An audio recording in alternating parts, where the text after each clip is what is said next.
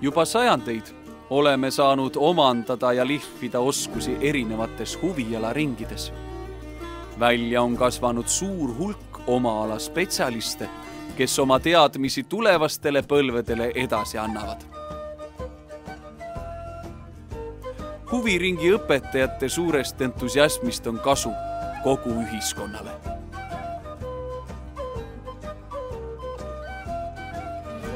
Kuid kas tugevaid tegijaid, kes tahaks ise pedagoogi tee ette võtta, tuleb aknast ja uksest, nii et parimate väljasõelumiseks tuleb korraldada lausa konkursse?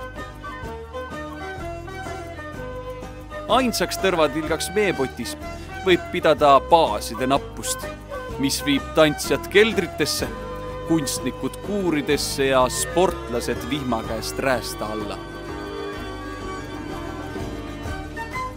Seetõttu võib ette tulla küll mõningaid tagasilööke tulemustes.